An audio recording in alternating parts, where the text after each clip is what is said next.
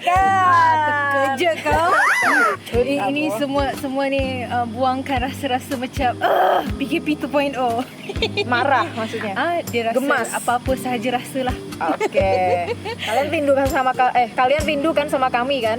Mestilah, mesti rindu kan. Betul tak? Tak Coba kisahlah. kita wah ada sponsor lewat. Oke. Nah, kalau kalian masih kangen dengan kami, coba tebak nama kami siapa? Ini nama siapa? Ya, betul banget. Keys. Bukan lah. Ya, benar. Nama yang di sebelah saya ini adalah Anissa Aziz atau yang dipanggil oleh Nisa. Dan silakan Nisa perkenalkan diri Anda.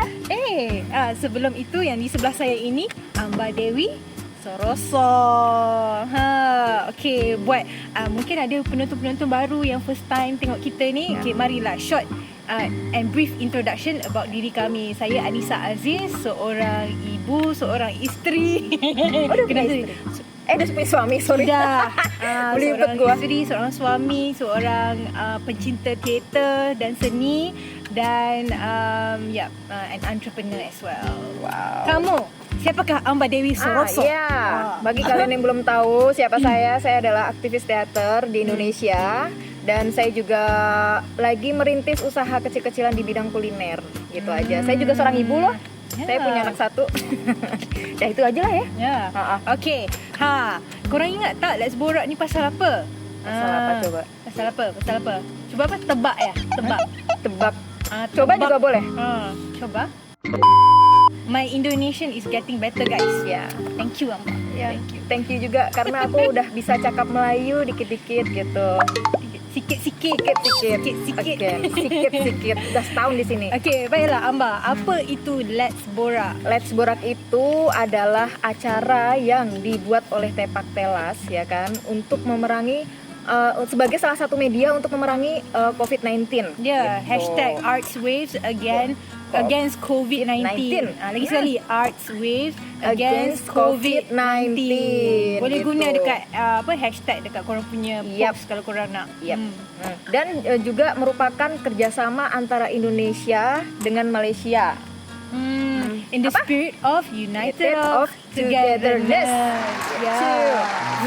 Dan itu tadi seputar Let's Borak lah ya. Nah sekarang Tepak Telas deh. Tepak Telas ni. Sebelum kita pergi lebih dalam kan, apa yang menariknya tentang nama Tepak Telas tu sendiri. Okey, kamu tahu nggak Tepak itu apa maksudnya? Tepak itu kalau di bahasa Jawa gitu ya namanya tempat, bener nggak? Kalau di sini apa? Okey, kalau kat sini Tepak tu macam base, macam asas. Dia sebenarnya kalau orang nak kahwin kan, tepak sirih tu tempat untuk letak sirih tu. Itulah panggil tepak sirih. Dan dia merupakan lambang hubungan. Jadi itulah dia maksud tepak. Okay, dia simbol perhubungan dan silaturahim macam tu, connection gitu. Dan Telas itu adalah bila Kak Ina founder Tepak Telas share dengan Nisa Telas tu apa? Rupanya it's tell us. Kan in English dia tell us, beritahu kami, share with us. So Tepak Telas itu sebenarnya signifikan nama Tepak Telas. Dan Tepak Telas merupakan merupakan satu NGO yang memperjuangkan aktiviti seni dan dengan moto apa? Apa moto dia, Amba? Seni mendidik jiwa. Ya, betul. Dan telah diasaskan pada tahun 2014 oleh book producer kita, Sarina Aziz. Ya. Tapi ya, officially jadi NGO itu tahun berapa sih? Tahun 2019, September 2019. Ya. Jadi Tepak Telas itu kan programnya banyak banget nih ya kan. Antaranya show satu malam yang dah banyak pun, even kamu pun selalu involved kan. Sama di sini lah. Sama di sini. Ya, show satu malam, ada juga show teater lain, show teater yang pernah kamu terlibat atau yang pernah di kamu sinilah ya, ya terlibat dengan Tepak Telas lah. Tepak Telas. Di 37.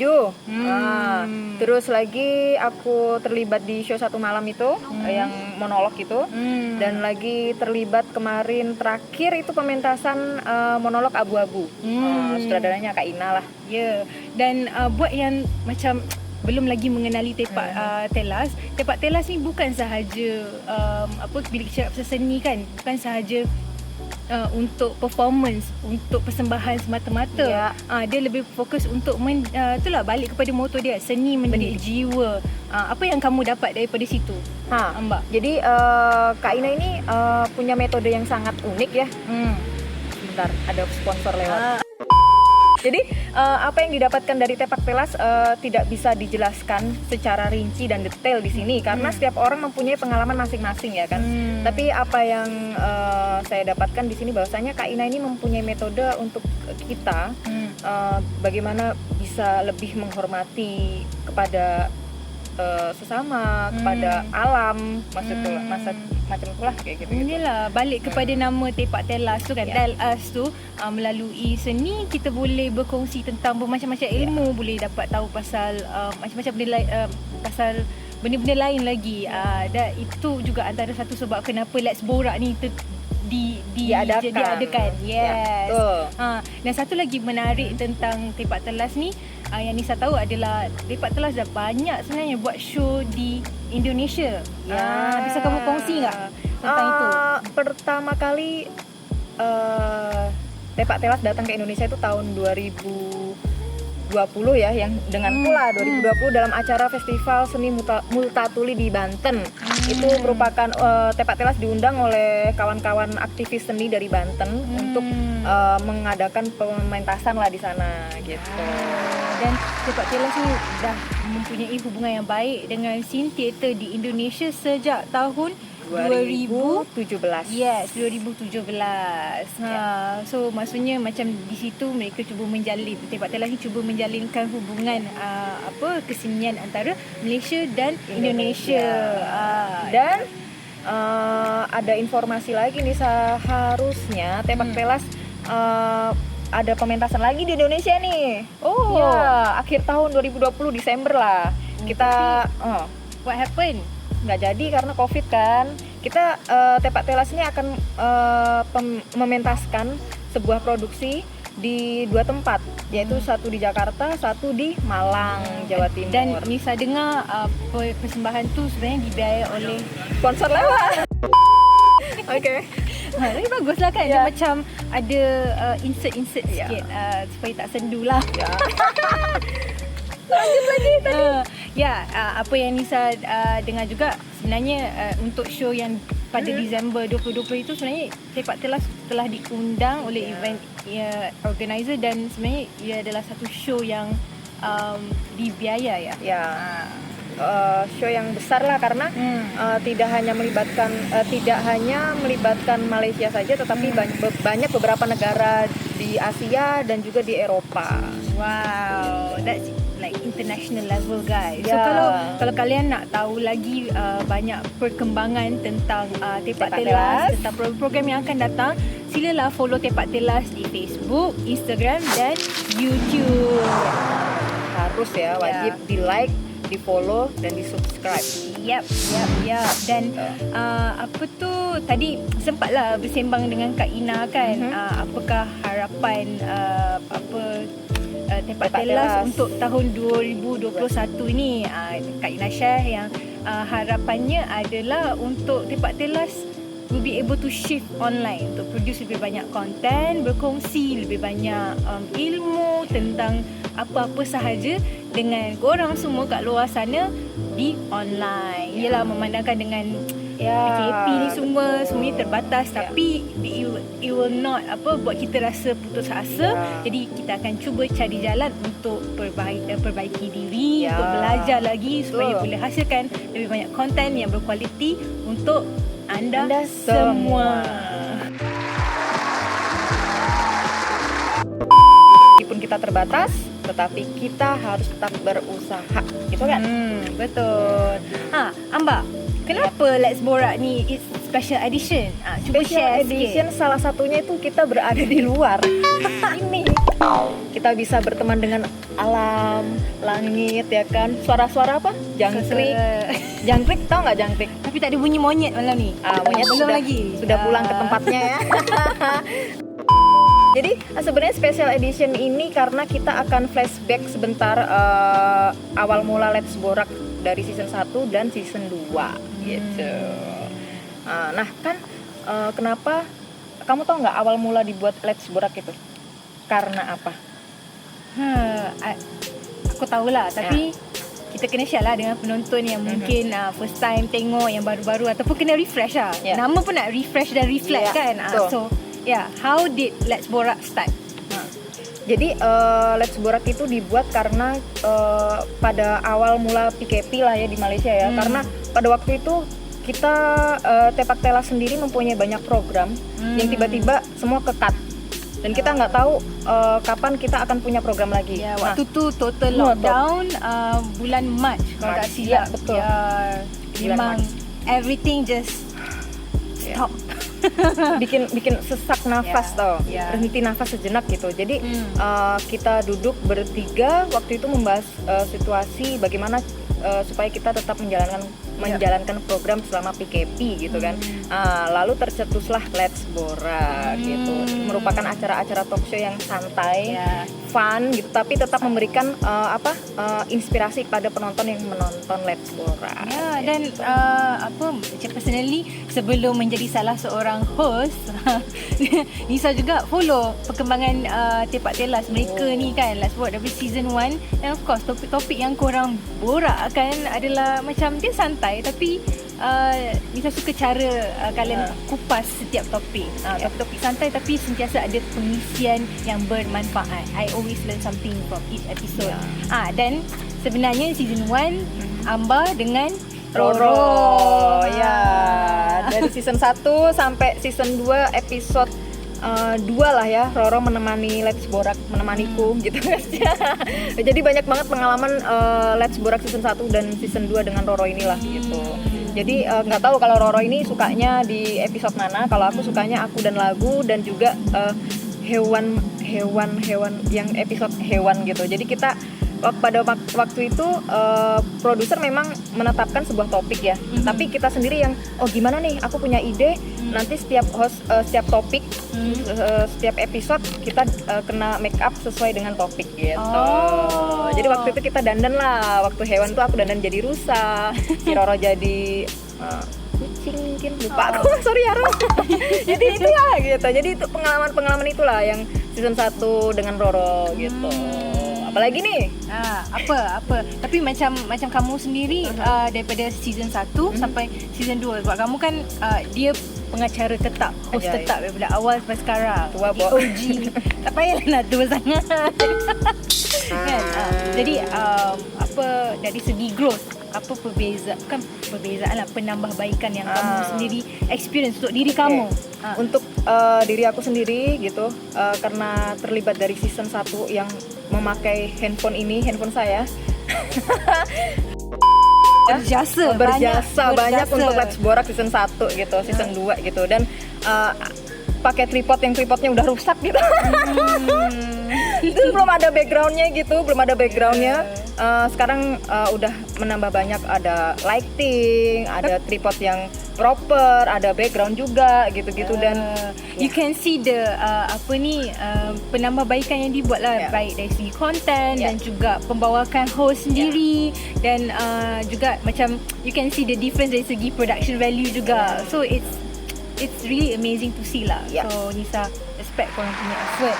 Dan untuk Nisa personally, antara benda yang Nisa enjoy buat Let's Borak ni adalah bila kita dapat bersembang dengan guest scholar kita. Okay, macam tadi Ambar dah share favourite episode dia. Nisa personally favourite episode Nisa adalah Adi Wiraku. Seru juga itu ya. Yang tu memang macam kan selalunya kita orang macam kecoh-kecoh kan. Tapi episod Adi Wiraku tu dia sangat menyentuh hati, dan dia bawa Nisa ke banyak. It gives me a lot of reflection. Jadi that's my personal favourite. Dan aku juga suka Kan? sebenarnya. Sebab guest scholar kamu itu adik apa? Siapa? Si cilik itu yang kamu guest scholar kamu dari Indonesia. Aku lupa. Penari, ya, penari cilik itu. Oh, Sangat Lofi. inspiring, Oh ya, Lofi. Ya. Aduh, kamu masih inget ya? Aku aja udah lupa nih. Sebab dia macam Ya. saat dia wow. bilang pasal pada dia Hero-nya hero-nya dia adalah orang tuanya. yang Ya. telah banyak berkorban untuknya supaya dia sehingga dia bisa jadi penari cilik yang bagus di Indonesia. Baik, That was ya. really inspiring lah sebagai seorang ibu. Ya. Dia buat Nisa rasa macam I want to give my best for my daughter. Yes. Kita harus. Yes. Alalang, since we are on the topic, just nak bagi shout out dekat guest caller semua. Thank you so Terima much kasih. sebab Karena udah sudi ya. sudi luang masa berkongsi pengalaman dan ilmu korang dengan kami. Secara percuma ya kan, karena kami juga menghubungi caller-caller kami ini, kita meminta bantuan untuk supaya maulah gitu. It's volunteer. Ya. Kita memang macam sangat appreciate because yelah macam kadang-kadang tak semua orang nak berkongsi dengan mudah kan sekarang. Tapi they were like sporting enough dan benda-benda yang diborakkan tu insya-Allah Nisa akan pegang dan yelah praktikkan juga. Jadi terima kasih guys. Nah, apa lagi macam kenangan-kenangan yang best ke, ataupun mungkin kita dah cakap pasal benda best, challenge. Benda yang macam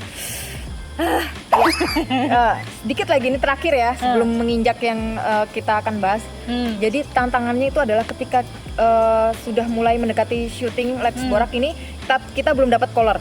Itu udah kayak aduh siapa nih kayak gitu kan, jadi kayak macam stres ya. Betul. Tapi akhirnya alhamdulillah selalu dapat caller lah. Ya, betul. Selain daripada tu, Nisa rasa kita perlu shout out juga dekat our supporters yang selalu tengok Let's Borak dan selalu macam bila during live akan tanya-tanya soalan macam Kiki kan. So thank you so much. Kalau apa soalan-soalan korang mungkin konten Let's Borak ni mungkin tak jadi semeriah betul. yang kita orang mampu buat lah. Tapi kamu kangen gak sih? Kita kan kalau setiap live Let's Borak itu kan jangan lupa ya ketik like, komen ya apa pendapat kamu gitu kan gitu. Nah, dah kan tadi. Cakap pasal live.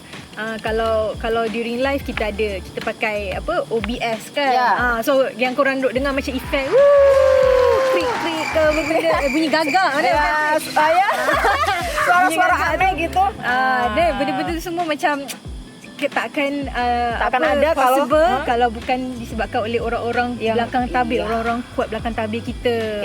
So I think it's important juga untuk acknowledge macam Roro kan. Tadi Roro dan juga Kak Mawar. Pada Nisa dia macam mama kita lah dekat set. Kak Mawar ini dan of course tak dilupakan, mana boleh lupa ni, Azwan Azhari. Big brother. Dia lah tukang kita orang punya highlight. Handsome sangat. Cute. Korang tak rindu suara produser kita rindulah suara-suara macam tu. Suara Doraemon producer. Cute tak? Korang dengar tak suara cute tu? Itu bukan suara sponsor ya, itu suara ibu produser. Dan kita ada lagi seorang sebenarnya. Siapa dulu, tu? Kita sempat ada assistant producer sekejap. Ingat tak? Siapa ya? Atika Nasution. Ya, thank you juga kan? Kita rindulah dengan Atika ini. Dan sebentar lagi gue nyusul lu, Bo. Chong, jangan lupa Chong, Apek. Kalau Taufik Salehuddin dia juga hype man kita orang. Walaupun dia selalu kalau dia yang jaga teknikal, dia kedekut tepuk, tapi it's okay. It's okay Apek, we still love you. We still love you. So thank you so much kepada orang-orang kuat belakang tabir. Let's Borak dan juga Tepak Telas. Thank you so much. Terima kasih. Jadi satu lagi. Apa? Guest hostnya satu lagi itu Su. Terima kasih banget Su udah nemenin aku satu episode gitu ya gitu. Karena pada waktu itu Nisa belum ada gitu. Jadi Su lah yang gantiin Nisa kan. Thank you Su. Terima kasih Su. Aku tak berkesempatan jumpa dengan dia, but shout out to you too. Thank you. Okay. So kita rasanya kalau ada yang tertinggal tu mohon maaf, tak sengaja, tapi do know that we really appreciate korang punya support daripada awal sampai sekarang. Jadi dengan itu, marilah kita tonton special video daripada Roro, Kak Mawar dan juga Azwan. Hai, Assalamualaikum. Roro di sini. Ingat Roro lagi tak? Roro adalah salah seorang host Let's Borak season yang pertama. Dan of course lah saya punya partner Amba Dewi Soroso. Woo, ada dengar pula bunyi kat situ. Season kedua Ro separuh jalan je, lepas tu diganti oleh Nisa Aziz. Jadi sebenarnya kat sini Ro just nak cerita dekat korang pengalaman Ro untuk buat Let's Borak yang pertama, masa PKP yang pertama dulu. Ingat tak bulan berapa? Bulan 3, bulan 4 macam tu lah. Bulan 4 rasanya kita orang start. And then kita orang buat dalam 13 episod kalau tak silap. 13 ke 12 macam tu lah. So macam ada banyak sangat topik-topik yang kita orang discuss dan live buat dekat Facebook. Okay, untuk yang season kedua pula pun sama, dekat Facebook Live. Tapi yang season kedua ni macam lebih advance sikit lah, sebab kita orang memang buat preparation awal sikit, and then ada buat macam video untuk promo kita orang punya live session Let's Borak tu. So adalah macam ramai kawan-kawan yang terlibat sama untuk join short sketch yang kita orang buat untuk promo tu. So harapan Ro semoga nanti kalau ada rezeki untuk buat Let's Borak season yang ketiga, insyaAllah. Sebab sekarang pun masih PKP lagi kan. So macam all the best you guys. Jangan give up walaupun Roro mungkin tak dapat jadi host yang seterusnya, tapi rasanya nanti mesti akan ada yang lebih baik lagi. Thank you guys, I love you. Hai, saya Mawar atau Misha Natasha Adam. Saya sebagai props people untuk season 1 dan 2. Banyak perkara-perkara baru yang saya belajar di dalam season 1 dan 2, bukan saja mengenai sets dan prop, tetapi banyak juga perkara-perkara lain yang saya belajar ataupun experience melalui proses-proses orang kata proses-proses season-season itu ya. Yang paling penting pada saya, apa yang saya belajar ialah if you set something, benda itu sesuka mana pun, mungkin ia tidak jadi seperfect mana pun, tetapi if you go for it, if you buat juga, insyaAllah ia akan jadi. Itu yang saya belajar ya, di dalam season 1, season 2. As you know, waktu season 1, season 2 itulah waktu-waktu PKP, waktu-waktu MCO, and it works. Dan harapan saya ialah everyone who view Let's Borak dapat belajar sesuatu daripada apa yang share. Kerana isu-isu yang diberikan adalah boleh menjentik idea dan menjentik ilham kepada kita semua, dan memberi pengalaman secara langsung dan tidak langsung kepada semua. Mungkin ia santai, tetapi ia penuh. Bye. Okay, Assalamualaikum. Saya Azwan Azhari, selaku technical assist lah dekat Let's Borak. Jadi pengalaman tu banyak lah kalau kita nak share, tapi apa yang penting, Let's Borak mengajar saya tentang kita jalan je. Kita guna apa yang ada, asalkan kita ada content kita ada something yang kita nak share, and paling penting kita ada orang yang support kita kat belakang kita, dan itu yang membuatkan semua benda boleh jalan. Jadi nasihat saya, bukan nasihat lah, boleh kata peringatan kat lah untuk diri sendiri, untuk viewers juga. Untuk seseorang itu bermimpi, ianya mudah. Tapi untuk kita konsisten dalam mengejar impian kita tu agak sukar. Jadi kalau kita ada satu team yang memang support kita daripada kosong ke something, ke somebody, kita hold that team dan kita gerak sama-sama. Jadi itu je lah pesanan saya. Okay, Assalamualaikum. Cheers. Kita minum dulu ya guys. Tadi masa break tak nak minum. Sengaja. Well, itulah dia video-video daripada orang-orang kuat Let's Borak Ya. dan juga Tepak Telas. Macam cantik kan? Cantik Roro, tau, Roro. lawa kan? Kalau nak ngorat, apa Instagram dia?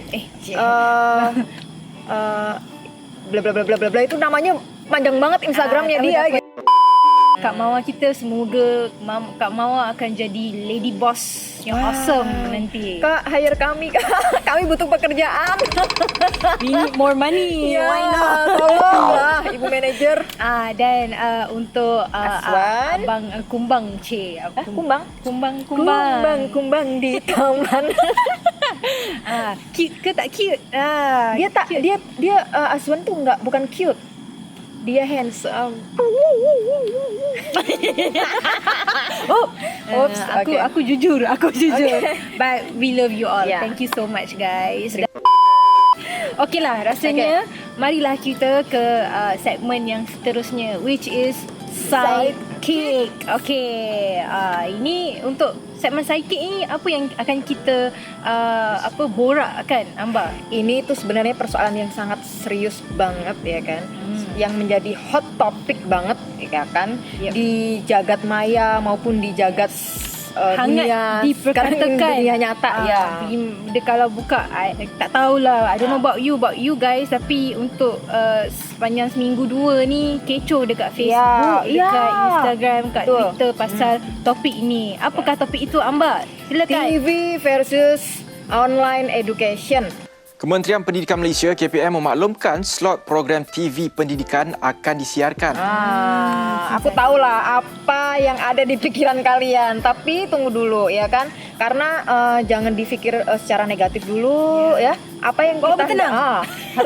harus tenang dulu, karena aku tahu, karena kita tahu ya, kita berdua tahu ya, karena di Facebook itu sangat sekadar perkongsian lah. Jadi kenapa topik ni tercetus adalah it's personally untuk Nisa bila tengok opinion yang di-share dekat social media tu, ada yang memang sangat bernas, bagi cadangan yang bernas dan very motivational, encouraging lah, come from a very positive place. Tapi macam yang nak marah-marah ni, aduh, kayak macam terganggu kita ya. Oke, tapi kan kadang kan ini agak melenceng sedikit ya. Kadang orang-orang yang menulis di sosial media itu ya, yang marah-marah, yang menyebarkan negatif thinking gitu kan. Mereka kalau misalnya kalau kayak aku gitu, aku akan komen tolong dong lebih diperbaiki dulu kata-katanya. Terus dia jawab gitu, semakin negatif lagi nih. Kalau nggak suka ya udah unfriend aja aku atau unfollow aja aku, nggak usah ribet-ribet nyeramahin orang gitu. Padahal kita pengen banget semua itu cuba cari yang jalan positif, penyelesaian ataupun that neutral ground. Betul. Itu sekadar berkongsi perasaan lah bila tengok sharing-sharing yang sebegitu dekat Facebook dan senang cerita di platform social media. Jadi back to the topic itself, TV versus online education. Kalau menurut kamu, Amba, kalau kamu punya anak yang berusia 7 tahun dan sudah sekolah rendah ya, kalau di sini, kalau di Indonesia sekolah dasar kelas 1 SD gitu ya. Jadi banyak banget kendalanya ya. Kita ngomongin kendala dulu lah ya, kendala online education ini ya. Kendala itu apa? Kendala itu adalah masalah. Masalah. Isunya adalah satu, jaringan koneksi internet tidak lancar karena kami tinggal di desa. 2, paket internet di sana tidak murah, mahal banget ya kan. Terus 3, ada kesulitan untuk anak ketika tidak didampingi oleh orang tua 100% ketika pembelajaran online dilaksanakan gitu. Rasanya listening from your point kan, masalah sama juga yang dihadapi oleh parents-parents dekat sini. Internet connection yang tak stabil kan, bila dah terlalu banyak sangat device, dia boleh buat connection jadi lagi kan. Bayangkan parents work from home, lepas tu anak-anak pun kena online education juga. So itu boleh antara kekangan yang sama lah, same experience. Isu panas yang tengah hot sekarang ni dekat social media adalah ni pasal yuran sekolah.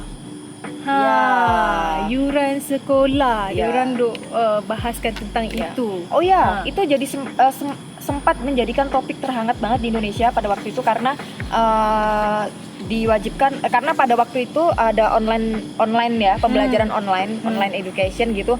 Tapi kita yang terkena pandemik ini ada beberapa setengah dari orang tidak bekerja lagi.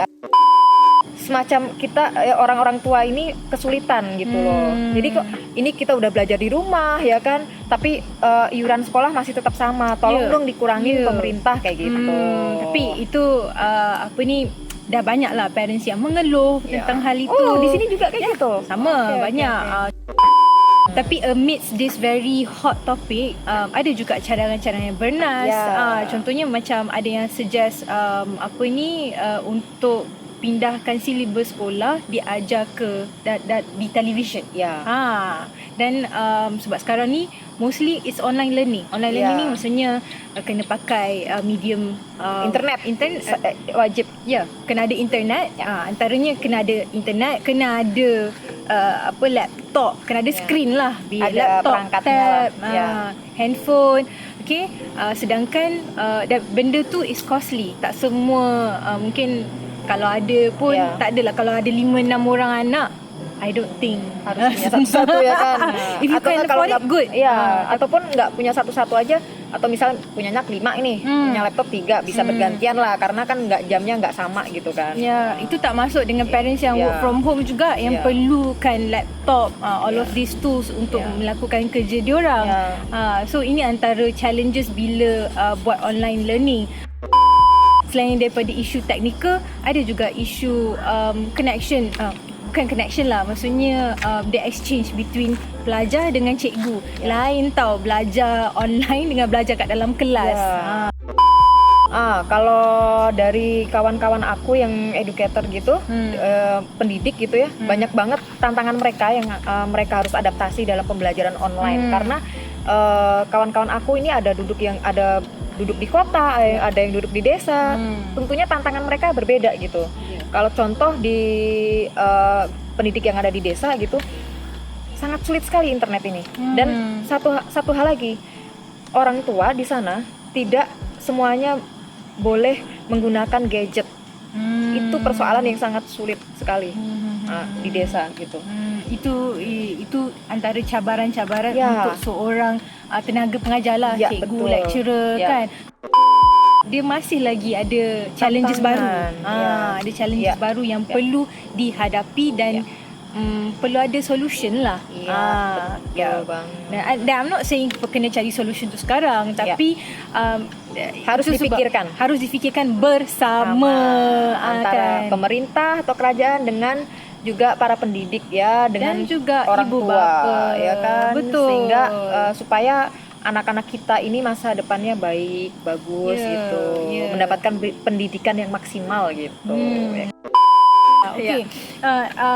Apa yang macam buat Nisa rasa membuat-buat nak share, nak berborak pasal benda ni is because Nisa ada nampak post antara seorang parents dengan cikgu bergaduh tentang isu ni, bila cikgu tu bahaskan tentang kenapa pembelajaran perlu diletak dekat TV. Kerana pada dia TV tu adalah untuk entertainment semata-mata. So macam pada Nisa macam ada point yang Nisa setuju, ada juga yang tak setuju kan.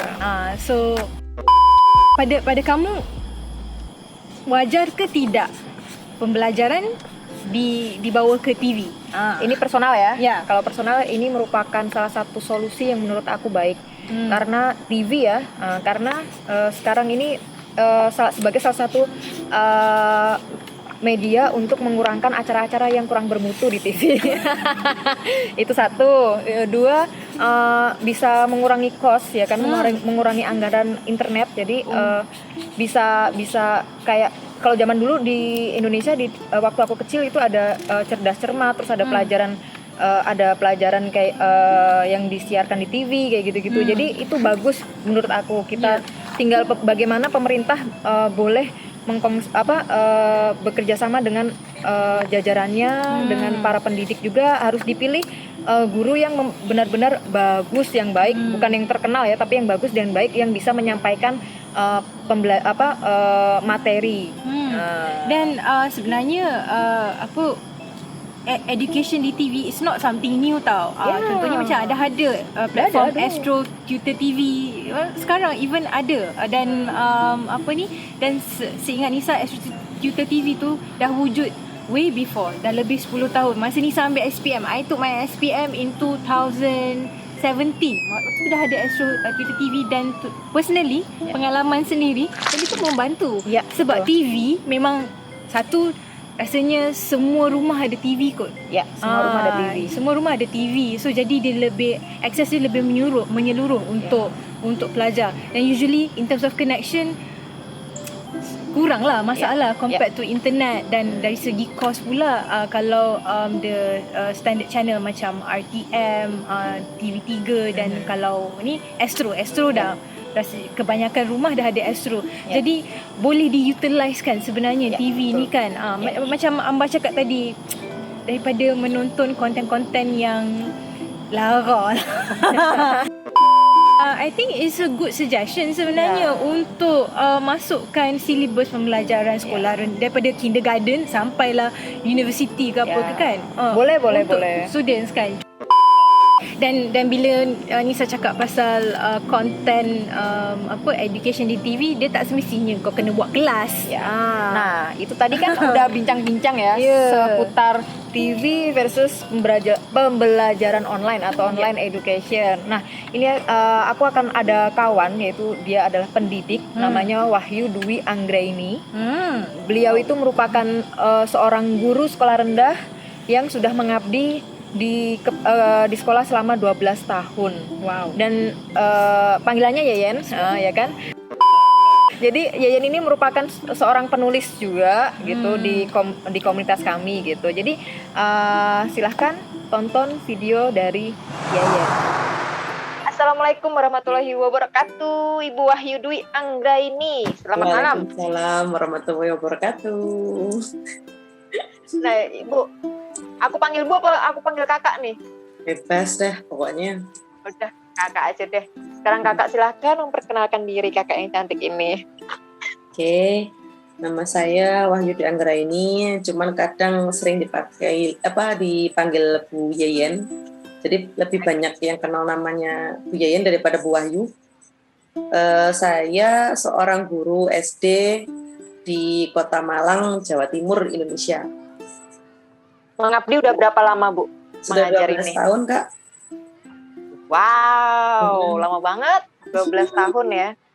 Nah, Kak Yeyen, ini kan Let's Borak Special Edition ini akan topiknya tuh adalah pembelajaran online versus television. Kenapa topiknya demikian? Karena di Malaysia ini lagi ramai-ramainya pembelajaran melalui televisi itu salah satu solusi yang terbaik gitu kan. Dari pembelajaran online selama pandemik ini kan udah hampir setahun ya Kak ya. Tantangan terbesar menjadi pendidik melakukan pembelajaran online itu apa? Yang jelas tantangannya materi yang ingin kita sampaikan ke anak-anak itu tidak terserap dengan baik. Ya mungkin karena perbedaan ruang dan waktu itu tadi ya. Akhirnya apa yang ingin disampaikan gurunya tidak tertangkap dengan baik oleh muridnya dengan berbagai kendala yang ada. Ya, aku sih kalau setiap diceritain sama Kak Yeyen ini lucu banget kan kendalanya, karena kadang-kadang ada siswa yang belum mampu menyerap semuanya materi dari gurunya. Kadang-kadang jawaban-jawaban mereka polos tapi lucu gitu ya. Mau emosi juga nggak bisa karena itu anak-anak kan. Nah, kalau menurut Bu Yeyen nih, semisal kalau efektif banget nggak sih kalau pembelajaran digeser di televisi gitu? Sebenarnya kembali ke guru dan kelasnya masing-masing sih. Kan di sini ya, di Indonesia, ya nggak cuma di Indonesia aja sih, kayaknya di Malaysia juga sama ya. Wilayahnya kan beda-beda. Ada yang bisa pakai online, ada yang nggak bisa, jadi mereka harus ganti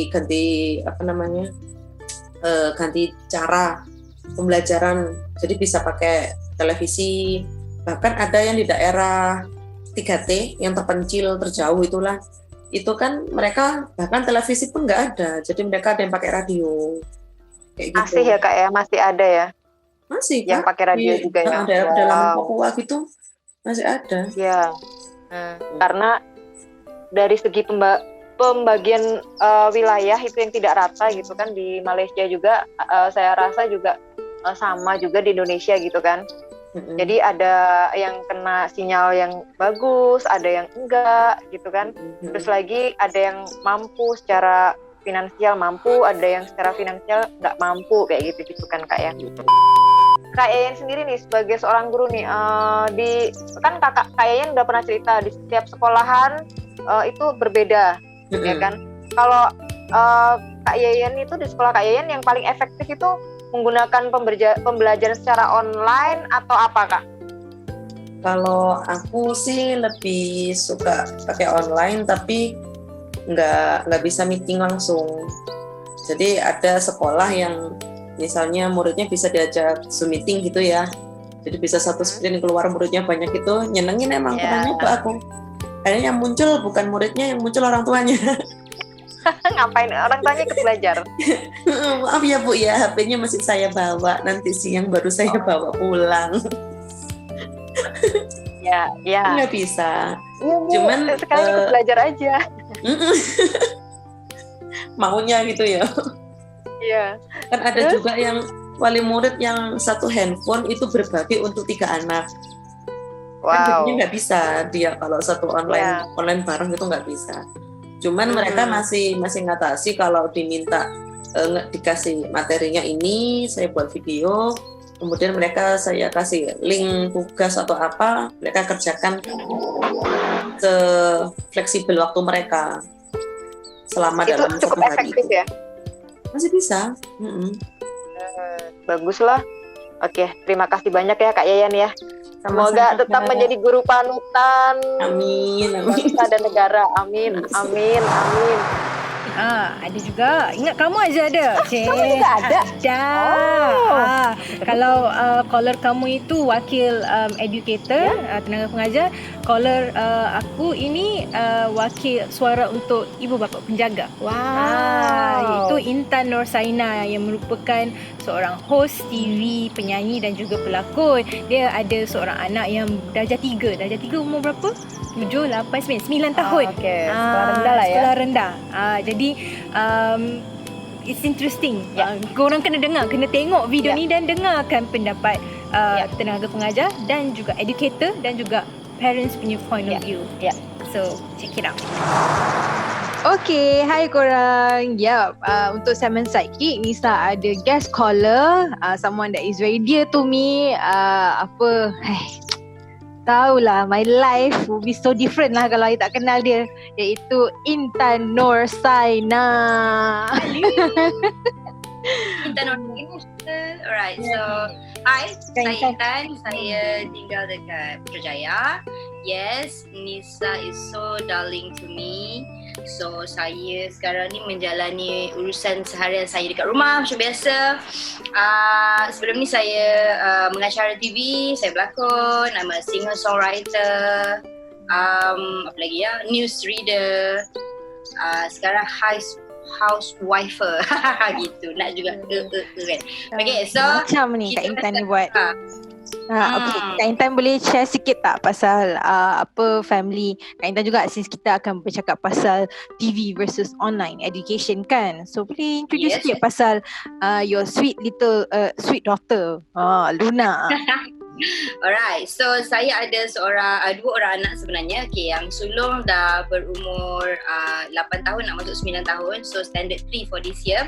So last year as we know that kita ada pandemic ni, yang mana sekolah memang terjejas lah. So 1 year darjah 2 memang tak ada apa-apa, tak nampak. So sekarang ni darjah 3 nak masuk, darjah 3 pun. So meneruskan kelas online kan. So bagi saya macam sekarang bila kita bercerita pasal TV versus online, right? So TV, kita bukan cerita pasal kelas fizikal dekat sekolah. Okay, kita cerita pasal TV dan online. So bagi saya macam kalau TV and online ni, TV ni because saya pun dah berada dalam bidang penyiaran, bidang televisyen lebih kurang 20 tahun lebih kan. So for me it's macam much different sebab memang kita boleh nampak okay it's the same syllabus kan, cara diorang mengajar pun lebih kurang apa semua, tapi it's a one way communication. For me that's the big difference sebab one way communication kita hanya menengok je. So murid-murid ni dia faham ke tak faham ke kat situ je lah, maknanya kita belajar secara sendiri. So bila online communication kita memang walaupun bukan secara fizikalnya ataupun kita bertentang secara langsung, tetapi dekat online tu kita boleh berkomunikasi, maknanya kita boleh ada two way communication. So if anything kalau dia tak faham ke kan, dia boleh bertanya dengan cikgu. So macam for me that's the bit different lah. Okay, tapi untuk TV online bukan tak bagus, cuma dia boleh dijadikan untuk bantuan pendidikan. Maknanya kita dah ada satu online communication, online education kan, yang dengan secara langsung dengan cikgu. Lepas tu kita ada TV pula. Why not? Sebab benda tu kadang-kadang treatment dia berbeza kan. Diorang ada fun little thing yang macam kalau online kita susah nak letak lah efek-efek semua kan. So lagi satu bagi saya macam TV ni it's costing lah, because kita nak shoot dekat studio and then kita kena ada MCP, kita kena ada itu ini. Kita tak tahu kita boleh provide cukup ke tak untuk kalau darjah 1 ada berapa mata pelajaran, darjah 2 ada berapa mata pelajaran, darjah sampailah darjah next sekolah menengah pula. So how are we going to provide that untuk online communication, online education untuk semua benda susah sikit lah. Yes, itu dia pandangan serta buah fikiran daripada Intan Nursaina. Yeah, thank you so much Kak Intan for all of your input kan, sebab macam betul, and I like it that you are so positive and that's something that the world needs right now. Someone thinks like you kan, sebab at the end of the day dia bukannya nak kena pilih A or B, mungkin sometimes it's about combining both kan, cari tu kan TV ya, contohnya macam untuk topik perbincangan kita hari ni, TV versus online education. Mungkin it's not about versus pun, it's about how kita boleh cari combinekan kedua-duanya, education dekat TV pendidikan, and then online education, dan even Kak Intan ada sentuh sikit something along the line of homeschooling, parents homeschool anak-anak itu sendiri. Itu sebenarnya, and then at the end of the day it goes back to kita punya mindset sebenarnya, macam mana kita nak hadapi new norm ni bersama-sama. Okay, so rasanya itu sahaja daripada guest scholar Nisa, Intan Nursaina. Again, thank you so much Intan for sharing with us. Thank you, dah jaga diri, and hopefully I get to see you soon in person kan. Yes. Okay, take care dan sampaikan salam sayang untuk semua. InsyaAllah. Nah, itu tadi kan ada video dari Wahyu Dwi Anggraini dan sahabat dan kakak saya Intan Nursaina. Thank you so much. Terima kasih banyak ya. Thank you so much. Terima kasih sebab berkongsi pandangan kalian dengan kami. Sangat-sangat kami hargai. Ya, betul banget. Jadi macam kalau ada apa-apa cadangan serta suggestion lah, saranan tu mana yang boleh dipakai, boleh. Silakan. Jika tidak boleh, tinggalkan gitu kan.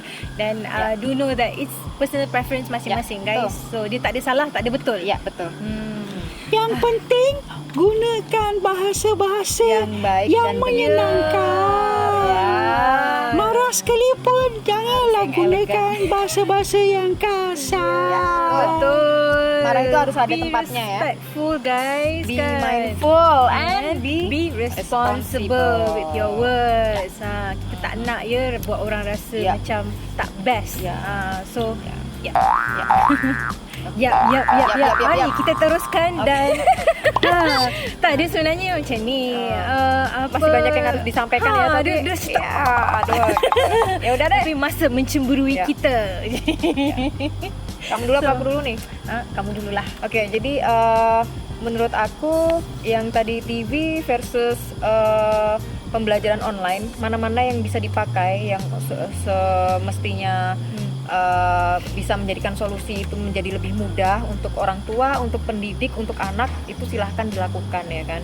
Kalau untuk TV sekiranya itu dapat mengurangi dan membantu untuk ketiga pihak, keempat pihak termasuk pemerintah, silahkan digunakan. Itu aja. Kalau kamu Kalau Nisa, personally I think okey je. Nisa setuju kalau nak bawa untuk kalau pembelajaran dibawa ke TV kan. Sebab kita tak tahu pandemik ni berapa lama. Kan ada yang predict lagi 2 tahun, lagi 5 tahun kan. So since we have to live with the new norm, so why don't kita lebih terbuka untuk shift dengan lebih cepat, supaya macam, sebab kesian kan tengok students yang diorang pun rasanya rindu nak pergi sekolah balik, tapi apa-apa pun safety first lah. Dan untuk itu kita kena cari jalan untuk pastikan they still get a quality education.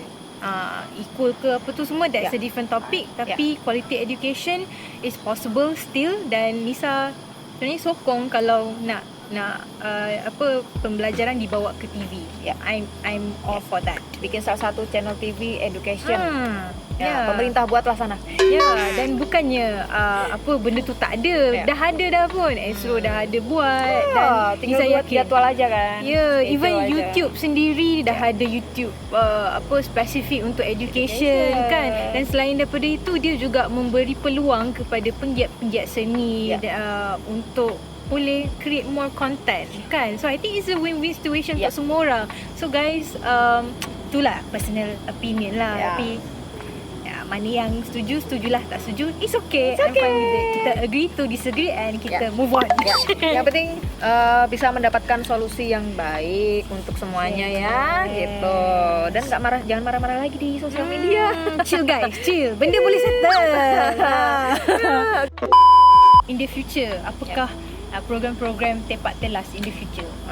Jadi ada program-program yang akan datang untuk Tepak Telas. Itu adalah Let's Gorak season 3. Ya, nggak tahu hostnya siapa ya.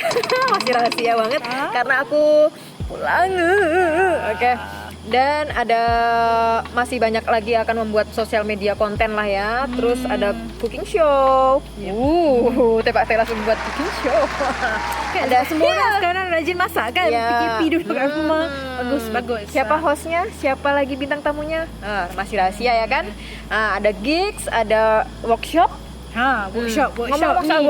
Workshop ni sangat menarik ya, sebab personally lah untuk Nisa yang berkiat teater ni, selalunya kita banyak dengar workshop lakonan, workshop pengarahan, workshop penulisan naskah. Tapi penulisan naskah kan. Tapi workshop teknikal ni ada, cuma tak terlalu banyak pada Nisa. Jadi it's interesting that Tepak Telas akan buat online workshop tentang technicality dalam teater, kan, pasal role of a stage manager kan. So benda-benda ni rasanya penting untuk penggiat teater tahu kan, supaya boleh hasilkan karya yang lebih bermutu dengan tim yang efisien. Efisien. Jadi ibu nak slang pula.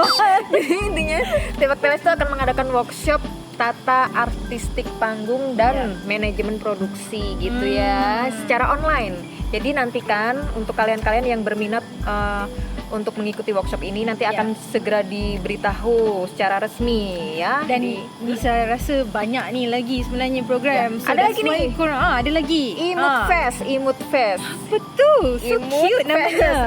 Ada loh. Apa imut tu apa? Imut itu comel, cute. Tapi ini masih rahasia juga. Terus ada ada kita juga akan masih bikin short film atau music video. Kita masih akan bikin konten-konten yang lebih menarik, lebih berkualitas dan bisa lebih mengedukasi kepada banyak pihak. Ya, gitu. sejajarlah dengan resolution Tepak Telas untuk 2021 iaitu untuk shift ke online. Kan short film dah buat kan, even music video pun hari tu dah dapat nomination. Congratulations. So semoga itu jadi motivasi untuk terus buat dan buat. So kalau nak tahu banyak lagi ataupun dapatkan information tentang semua program Tepak Telas, follow di social media platform. Facebook ada, Twitter ada tak? Twitter ada, YouTube ada, Instagram pun ada. Jangan lupa di add, follow, like dan subscribe.